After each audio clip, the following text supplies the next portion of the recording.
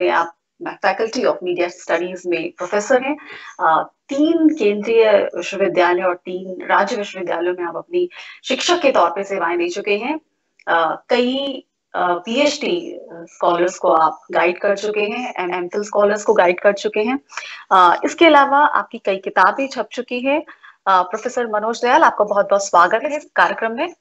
धन्यवाद। तो आज हम आपसे समझना चाहेंगे, खासतौर पे जो रिसर्च स्कॉलर्स हैं या मीडिया स्कॉलर्स हैं, जो या मीडिया शोध में जिन लोगों का इंटरेस्ट है, वो समझना चाहें कि मीडिया रिसर्च क्या है, इसकी जरूरत क्यों होती है, क्यों मीडिया रिसर्च किया जाता है, कैसे ये सोशल साइंस रिसर्च से अलग है, या कम्युनिकेशन रिसर्च क्या है, क्या मीडिया रिसर्च और कम्युनिकेशन रिसर्च में फर्क है, और जो लोग प्लान कर रहे हैं कि वो आगे मीडिया रिसर्च करना चाहते हैं, मीडिया में शोध करना चाहते हैं, उनको किस तरह के सवालों के जवाब खोजने चाहिए, वाकई एक रिसर्च स्टडी क्या होती है, ये तमाम पहलुओं पर हम आपसे आज चर्चा करेंगे और जानने की कोशिश करेंगे। सबसे पहले बेसिक क्वेश्चन से शुरू करते हैं कि रिसर्च क्या है।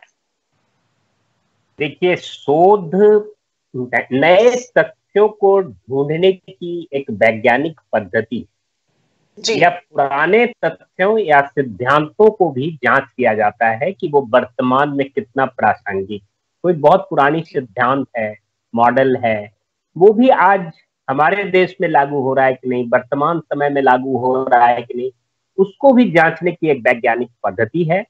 और जब कोई पद्धति जब वैज्ञानिक हो जाती है, क्योंकि वैज्ञानिकता इसमें अति महत्वपूर्ण, सभी खोज को हम शोध नहीं कहते। जी, खाने के लिए पशु पक्षी भी अपने खाद्य पदार्थों को ढूंढ लेते हैं, प्यासा पानी को ढूंढ लेता है, तो वो भी एक खोज है। पत्रकार भी रोज एक किसी सेमिनार में जाता है और उसमें नई बात जो बताई गई उसको ढूंढ लेता है। तो ये सब अपने आप में एक इंक्वायरी है, एक इन्वेस्टिगेशन है, उससे बढ़कर इन्वेस्टिगेशन है।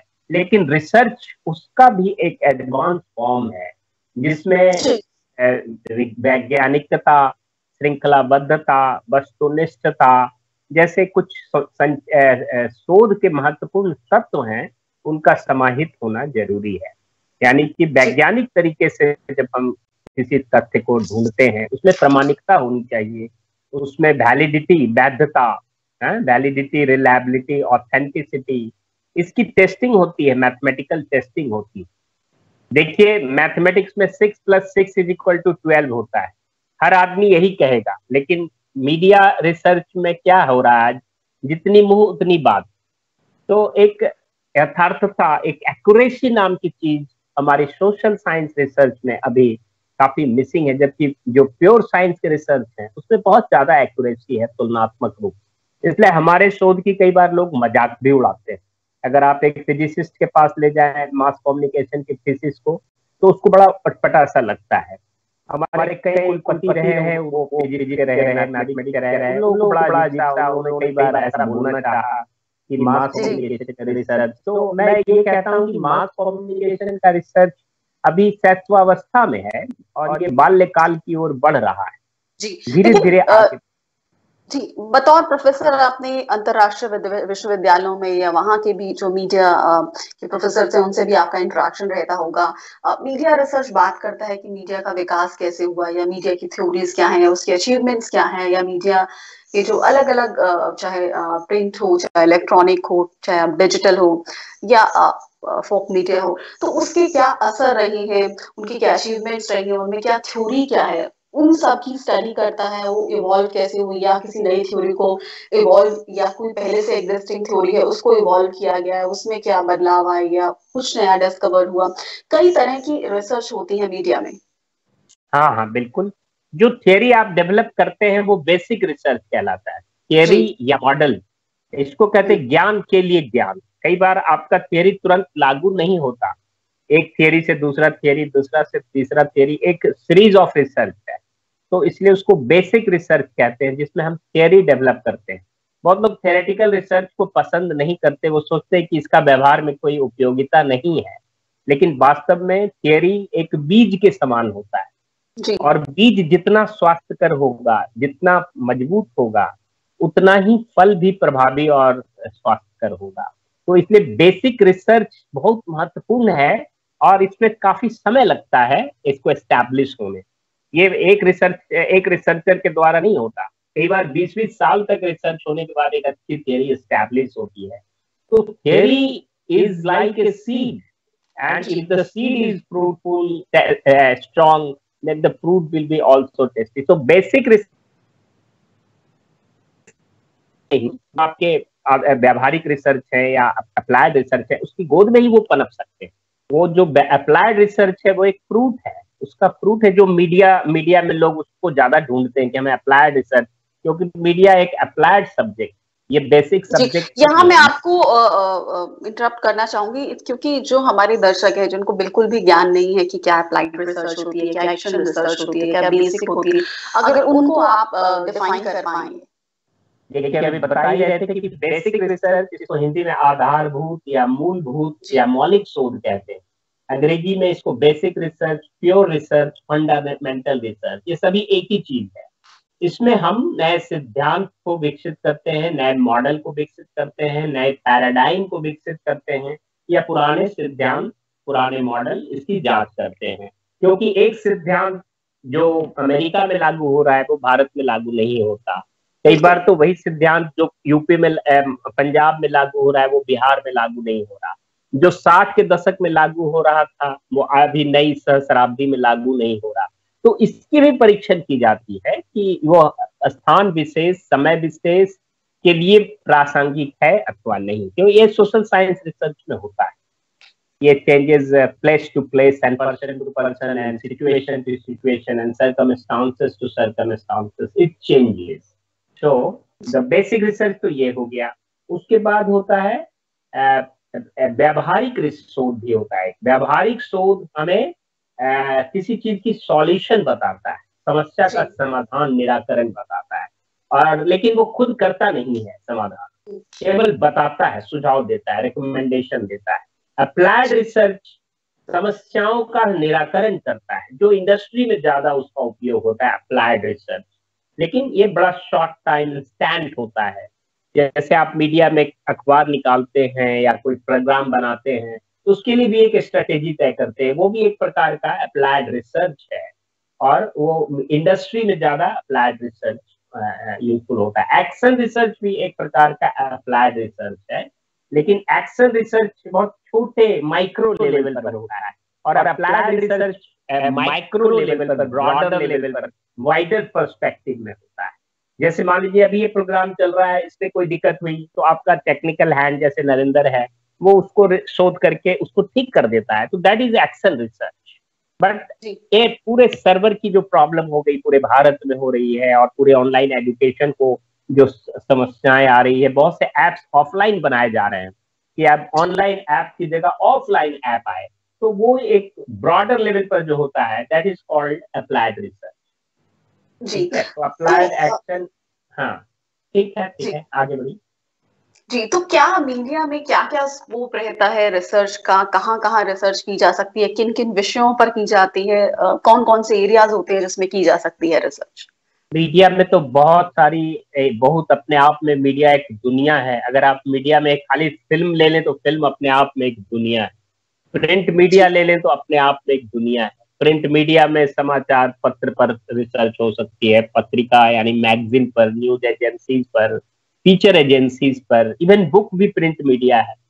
उसके बाद इलेक्ट्रॉनिक मीडिया ले लें तो रेडियो पर, टेलीविजन पर, AM radio, FM radio, private channels of television, government channel of television that is Doordarshan, इस पर रिसर्च हो सकता है। और न्यू मीडिया आजकल जिसकी सबसे ज्यादा वो एक गैलेक्सी है, उस पर भी बहुत सारे internet journalism, online journalism, digital journalism, mobile journalism, ये सब न्यू मीडिया है का क्षेत्र है जिसमें रिसर्च हो सकता है। और ट्रेडिशनल मीडिया पर भी रिसर्च हो सकता है जो आज निवर्तमान होता जा रहा है, लेकिन उसकी भी बहुत महत्ता है क्योंकि वो सोल टू सोल कम्युनिकेशन करता है, जैसे नुक्कड़ नाटक, फोक प्ले, फोक डांस, कठपुतली, ये सब जो हमारे पारंपरिक जनसंचार माध्यम से जो आज लुप्त होते जा रहे हैं, उसको भी कई बार महसूस किया जाता है कि उसकी बहुत महत्ता होती है। लेकिन अब उस पर शोध काफी कम हो गया है, ज्यादातर लोग न्यू मीडिया पर शोध करना चाहते हैं।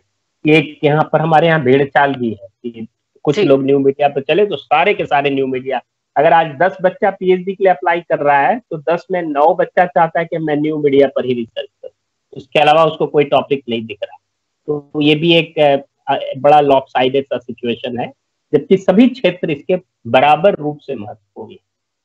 जी, सभी क्षेत्र महत्वपूर्ण है, लेकिन क्या जब अगर कोई रिसर्च करने जा रहा है किसी भी विषय पर, तो उसको कौन कौन से सवाल अपने दिमाग में रखने चाहिए कि टॉपिक तो बहुत ब्रॉड नहीं हो जाएगा, क्या वो जो उसका डेटा निकल कर आएगा क्या उसको वाकई एनालाइज किया जा सकता है, क्या बजट की कंस्ट्रेंट तो नहीं होंगे, क्या टाइम कितना लगेगा।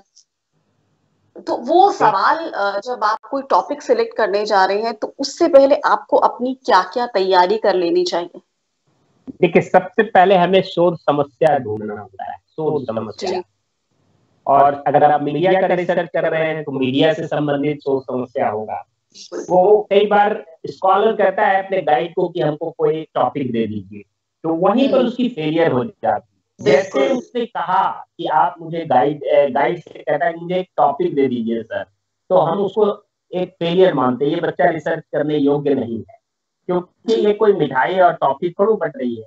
ये तो पहले आपकी अंतरात्मा से आवाज निकलनी चाहिए कि आप किस क्षेत्र में काम करना चाहते हैं। हर विद्यार्थी कोई अलग पृष्ठभूमि से आता है, कोई अर्थशास्त्र में किसी का कौन सब्जेक्ट है, किसी का पॉलिटिकल साइंस सब्जेक्ट है, किसी का विमेन स्टडीज पर काम है, तो वो उससे जुड़ा शोध को आगे बढ़ाएगा तो बेहतर काम करेगा। कोई खेल से जुड़ा है तो वो खेल पत्रकारिता लेता है।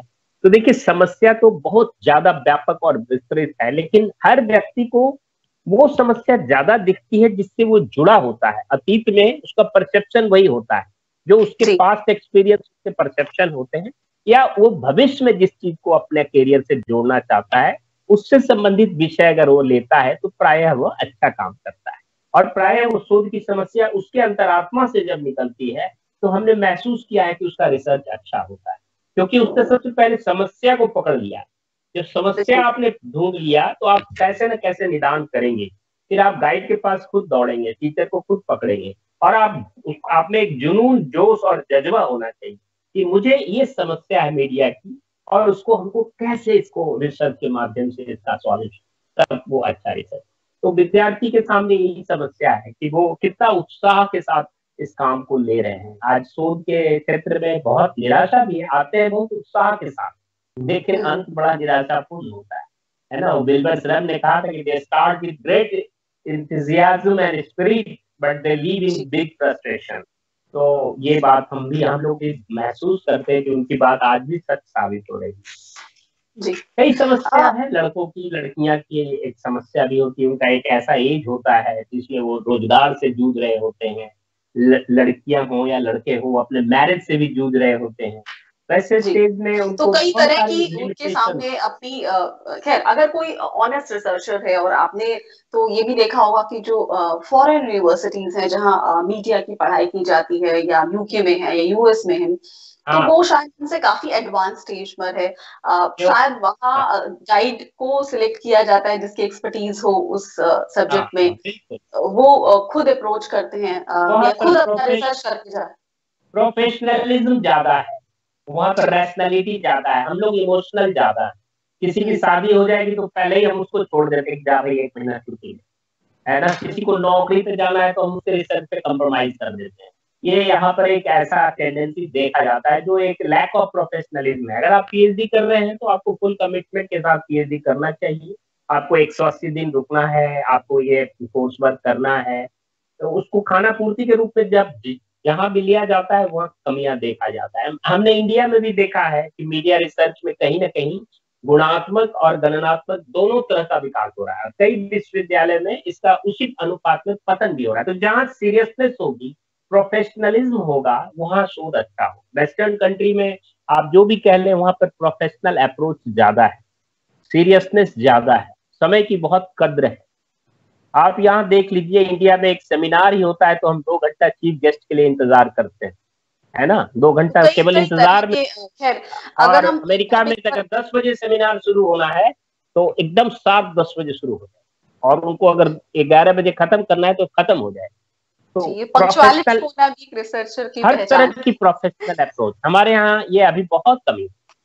हमने कहा ना 2-2 घंटा हेड ऑफ द डिपार्टमेंट फूल माला लेके खड़े हैं कि अब VC आए, वो आएगा, फलाना VIP आएगा, चीफ गेस्ट आएगा, उसके कारण पूरा सेमिनार भंग हो जाता है। तो ऐसा नहीं होना चाहिए भाई, वो उसका तो उस सब्जेक्ट से कोई लेना देना भी नहीं, फिर भी उसके लिए ही सारी, तो वो कोई उद्देश्य ही अलग हो जाता है जब, तो प्रोफेशनल अप्रोच लैक करता है। वही बात रिसर्च में भी हो रही है। तो जहां पर हम इसको दूर करते हैं वहां पर अच्छा रिसर्च होता है।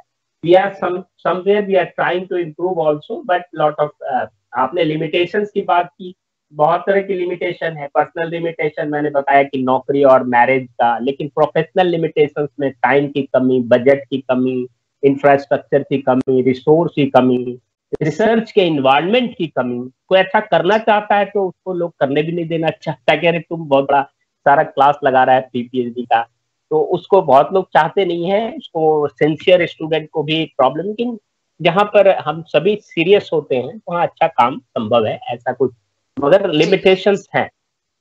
जी, लिमिटेशंस है, लेकिन अगला इसका जो स्टेप होता है, आपने एक टॉपिक सिलेक्ट कर लिया, उसके बाद आप ये देखेंगे कि आपका रिसर्च डिजाइन कैसा हो, यानी कितने कौन से तरह की आप स्टडी करेंगे, एक्सपेरिमेंटल होगी या एक्सप्लोरेटरी होगी, या तो इसको अगर आप समझा पाए जो रिसर्च में आना चाह रहे हैं, जो मीडिया रिसर्च को स्टडी करना चाह रहे हैं।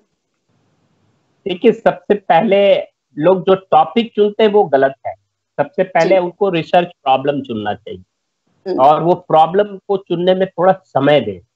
वो हम्म। उनकी अंतरात्मा से जुड़ी हो, उनकी खुद की समस्या से, उनकी पृष्ठभूमि से जुड़ी हो, उनकी भविष्य में उसके प्रति कमिटमेंट से जुड़ी हो। तो वो जो शोध समस्या है उसको सेव करके टॉपिक बनाया जाता है। लेकिन हम्म। कई जी। बार लोग सीधा ही टॉपिक बना देते हैं, which is a bad approach and unhealthy approach. तो पहले टॉपिक हमारा, टॉपिक में भी बहुत सारे फॉल्ट हम देखते हैं। कई बार टॉपिक हमारा एडिटोरियलाइज होता है, उसमें विचार मिश्रित है, नहीं, इट शुड बी, टॉपिक बनाने के भी बहुत सारे विधि विधान। पूरा एक लेक्चर तो टॉपिक बनाने पर हो सकता है, ये इतना बड़ा विषय है। खैर, आपने पूरा पूछा कि कैसे कैसे रिसर्च करें, ये एक बहुत बड़ी प्रक्रिया, लंबी प्रक्रिया है। लेकिन शॉर्ट में हम ये कहते हैं कि हम शोध समस्या के बाद शोध विषय तय करते हैं, फिर हम उसका जी, तो उद्देश्य क्या निकालते हैं। इम्पोर्टेंस, क्या महत्व होता है रिसर्च डिजाइन का रिसर्च में?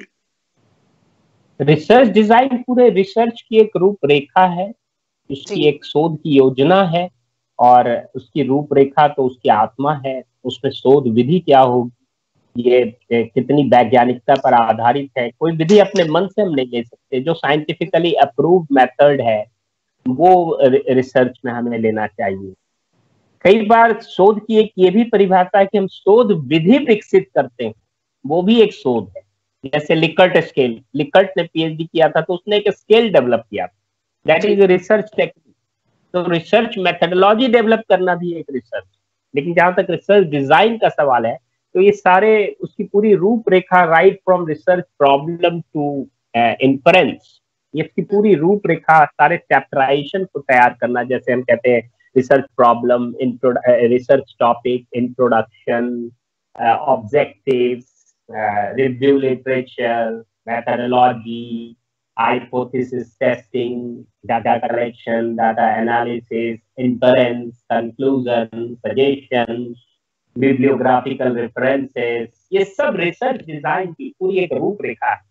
किसी में हाइपोथेसिस नहीं भी होता है, ये डिपेंड करता है कि आपकी शोध समस्या क्या है, आप किस तरह का शोध ले रहे हैं। विधि भी आपकी टॉपिक पर निर्भर करता है, बहुत सारी विधियां हैं, आप किस विधि को, लेकिन हमें ऐसी विधि लेनी चाहिए जो उस विषय, उस समस्या के लिए सर्वाधिक सटीक हो, और इसलिए उसका चयन बहुत बारीकी से होना।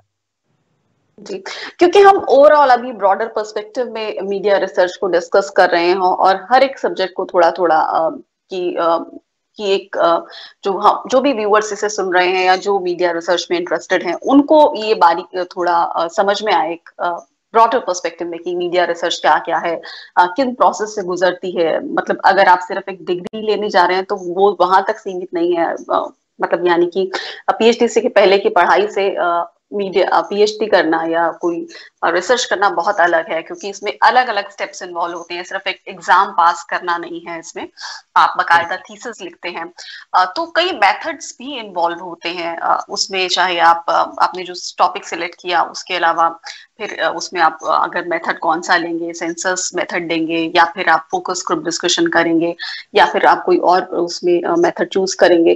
तो मीडिया रिसर्च में अगर कोई टॉपिक सिलेक्ट हो जाता है, रिसर्च डिजाइन हो जाता हमारा तैयार हो जाता है, तो कौन से मेथड्स लिए जाते हैं स्टडी में? बहुत तरह के मेथड्स हैं। देखिए, मेथड्स को कई भागों में बांटा गया है, संरचनात्मक दृष्टि से, क्रियात्मक दृष्टि से और कई दृष्टि से। जैसे क्वालिटेटिव रिसर्च होता है, क्वांटिटेटिव रिसर्च होता है। क्वालिटेटिव रिसर्च कई प्रकार के होते हैं, जिसमें observation method, case study method, focus group method, है ना, कंटेंट एनालिसिस मेथड। फिर क्वांटिटेटिव रिसर्च, जैसा कि आपने कहा, सेंसस मेथड, सैम्पलिंग मेथड, है ना। सैम्पलिंग मेथड भी कई प्रकार के होते हैं, stratified sampling method, random sampling method, strata, उसके बाद कई तरह के क्लस्टर सैम्पलिंग मेथड। तो सैम्पलिंग भी बहुत तरह के।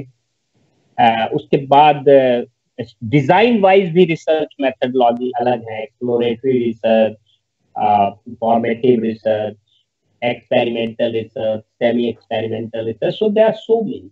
But a good research should have qualitative as well as quantitative. उसको एक ट्रायंगुलेशन करना कहते हैं।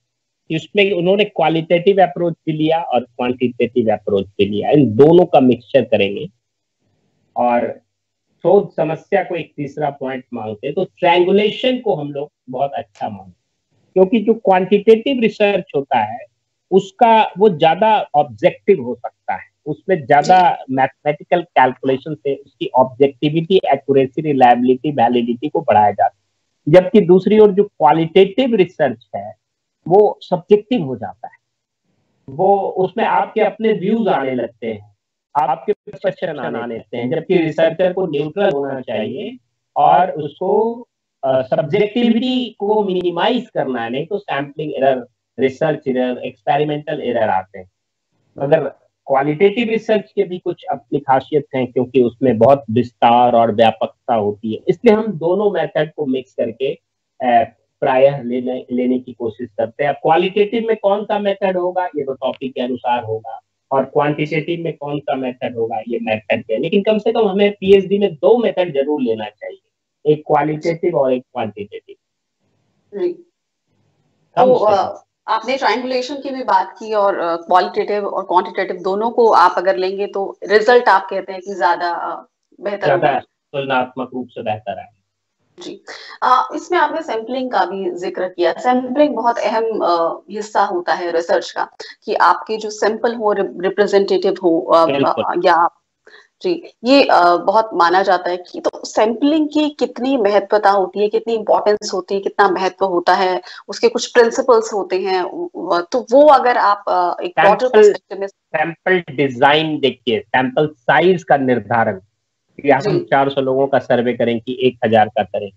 कहीं आपका काम 400 से चल रहा है तो 1000 लेना भी मुश्किल है, और कहीं आपका काम 200 से हो रहा है तो 400 भी लेना मुश्किल है। जैसे हम अपना खून जांच करते हैं तो हमें एक ड्रॉप ऑफ ब्लड से ही पता चल जाता है ना, even drop of the drop, है ना। आजकल शुगर टेस्ट देखिए, एक बार वो हिट करता है कितना सा खून निकलता है।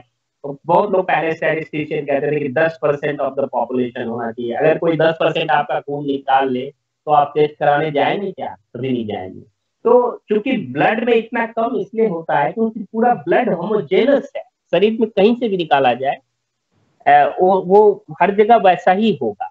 Drop is representing the entire blood. लेकिन ह्यूमन बीइंग पर जब आप रिसर्च करते हैं, उसके बिहेवियर पर, उसके साइकोलॉजी पर, उसके एटीट्यूड पर, उसके एप्टीट्यूड पर, तो ये काफी वैरिड होता है। इसमें होमोजेनिटी नहीं, हेटेरोजेनिटी होती। Human blood is homogeneous but human behaviour is heterogeneous. तो इसकी साइज जो है वो हेटेरोजेनिटी के इनवर्सली प्रोपोर्शनल। जितना अधिक हेटेरोजेनस होगा हमारा पॉपुलेशन या यूनिवर्स जिसको कह लीजिए, उतना बड़ा सैंपल साइज होगा। इसके लिए मैथमेटिकल फॉर्मूला है, टारो यामने का फॉर्मूला है, मॉर्गन का फॉर्मूला है।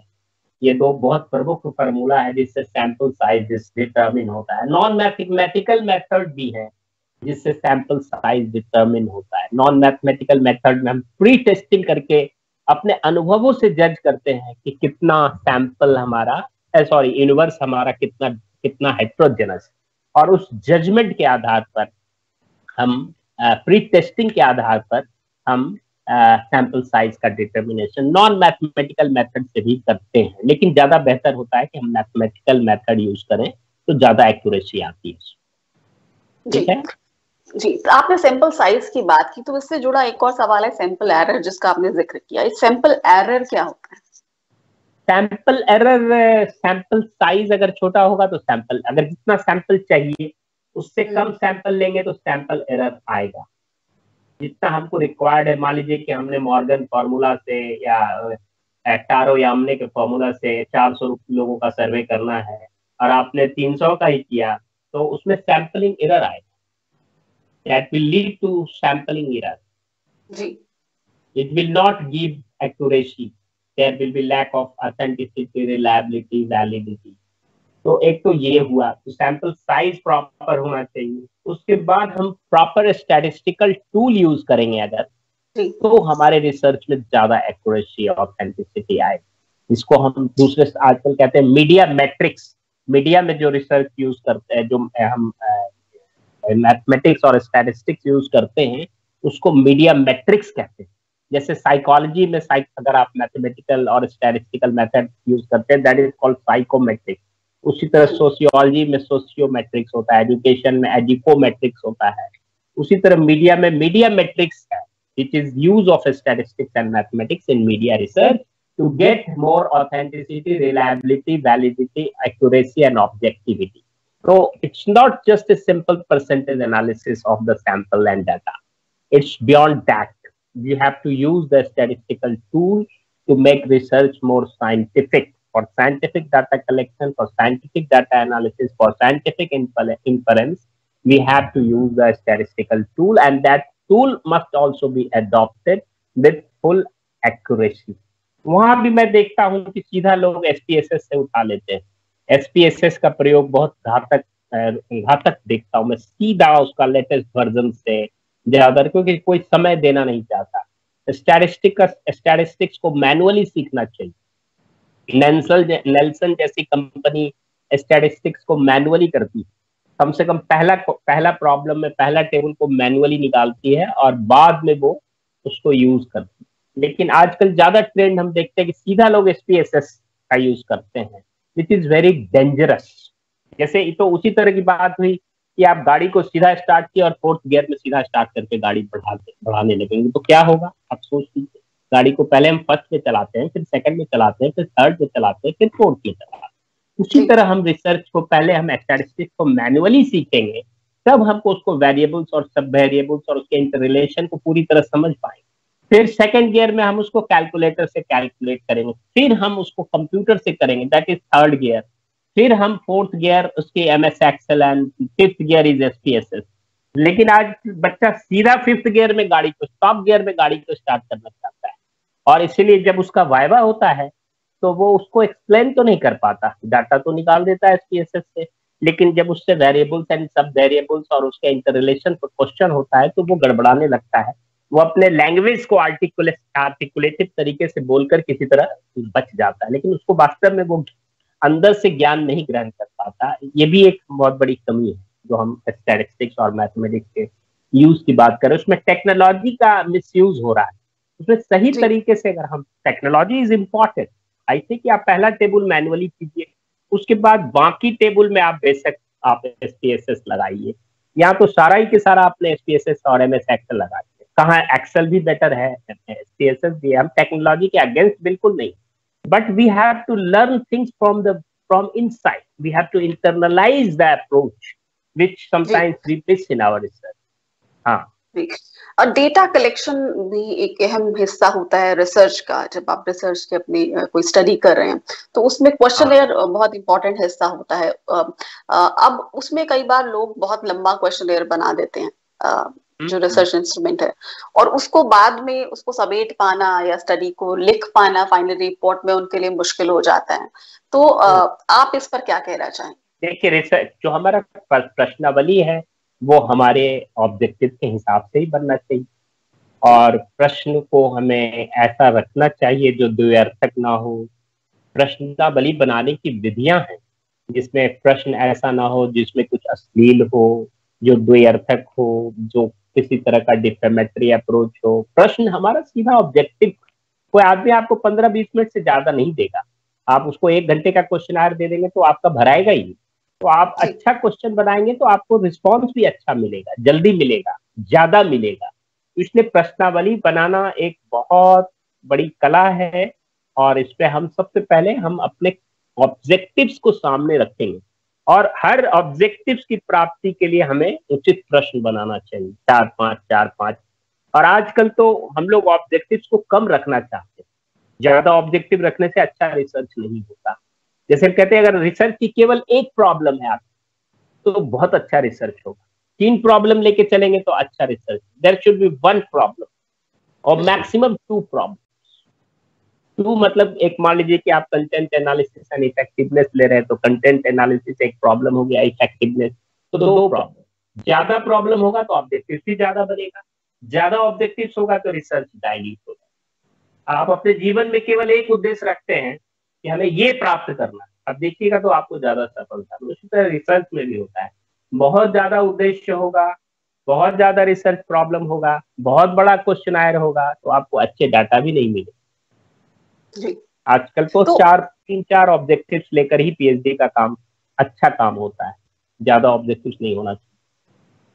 जी, आखिरी सवाल मेरा आपसे यही होगा कि जब रिसर्च रिपोर्ट लिखी जाती है तो उसके क्या एलिमेंट्स होने चाहिए, और किस तरह से एक बहुत अच्छी रिसर्च रिपोर्ट लिखी जा सकती है, चाहे उसमें इंट्रोडक्शन की बात हो, चाहे उसमें मेथड की बात हो, या सैम्पलिंग की हो, या डेटा एनालिसिस की हो, और जो फाइंडिंग लिखी जाती है उनकी क्या अहम महत्व होता है?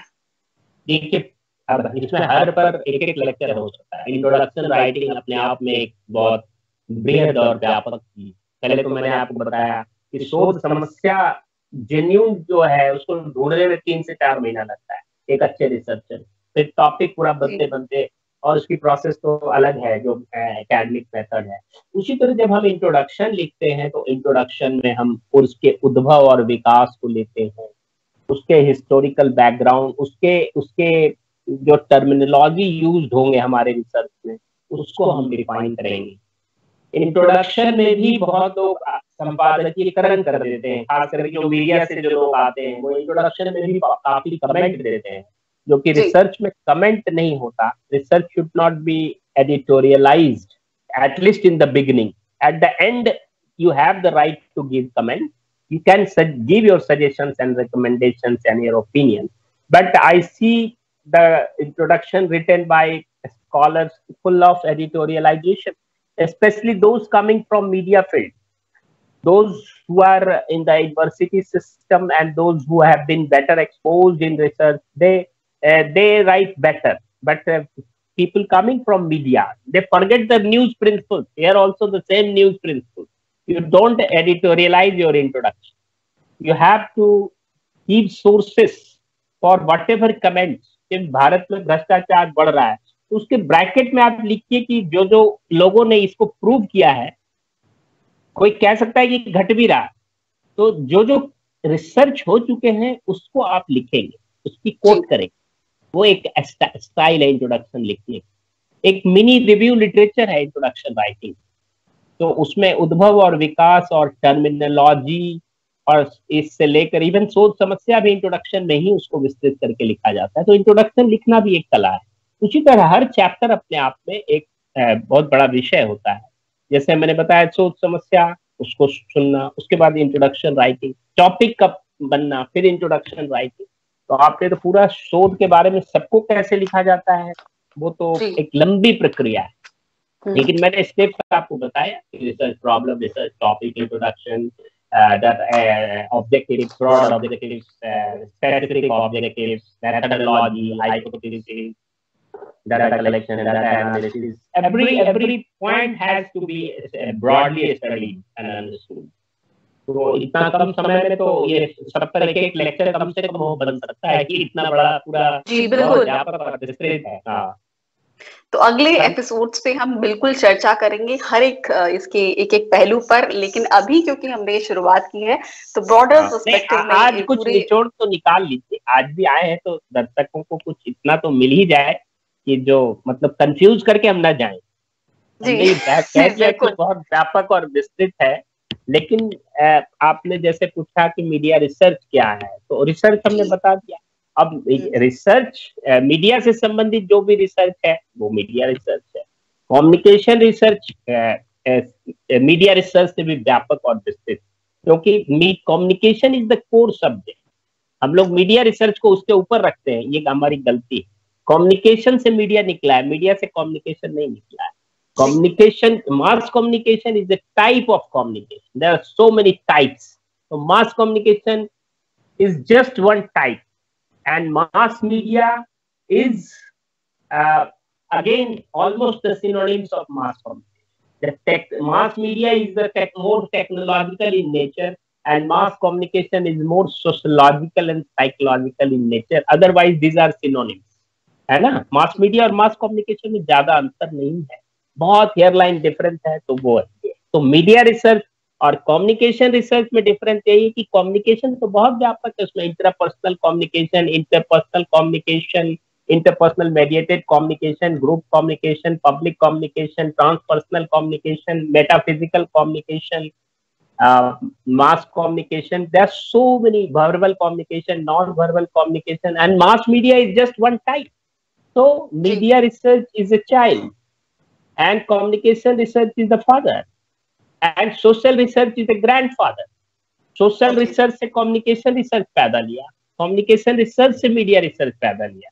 लेकिन हम लोग कर क्या रहे हैं कि communication research को इग्नोर करके media research तो सीधे जंप मार देते हैं।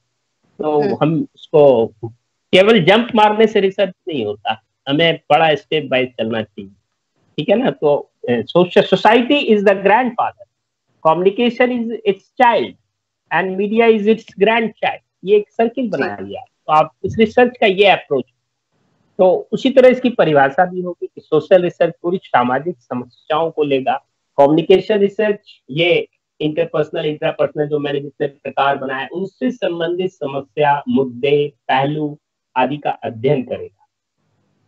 और मीडिया रिसर्च समाचार पत्र, radio, television, film, internet, traditional media, development communication, इन सबसे संबंधित जो समस्या है, पहलू है, मुद्दे हैं, उनसे संबंधित कोई समस्याओं के निराकरण के लिए शोध करेगा। ठीक है जी। रिसर्च में एक एक शब्द का बहुत महत्व होता है। तो आपने हर जो भी जिस भी विषय पर हमने चर्चा की उसके कई आपने पहलू बताया, और अगले जो एपिसोड होंगे उन पर हम विस्तार से चर्चा करेंगे। लेकिन ये जो आपने एक डिफरेंस डिफाइन किया कि सोशल साइंस रिसर्च में से निकला है कम्युनिकेशन, और कम्युनिकेशन का हिस्सा है ये मास मीडिया रिसर्च और मास कम्युनिकेशन जो हम की बात करते हैं। तो बहुत बहुत शुक्रिया प्रोफेसर मनोज दयाल इस विषय पर बातचीत करने के लिए। और उम्मीद करते हैं कि जिन लोगों की मीडिया शोध में रुचि है, या मीडिया कम्युनिकेशन में रुचि है, या मीडिया रिसर्च में रुचि है, उनको इस चर्चा से जरूर लाभ मिला होगा। और हम कोशिश करेंगे कि आगे भी आपसे मीडिया रिसर्च के अलग अलग पहलुओं पर चर्चा करें, विस्तार से एक एक विषय को हम उठाएंगे और उस पर विस्तार से चर्चा करेंगे। फिलहाल बहुत बहुत धन्यवाद इस चर्चा का हिस्सा बनने के लिए। आपको भी बहुत बहुत धन्यवाद और शुभकामनाएं, और दर्शकों को नमस्कार। धन्यवाद।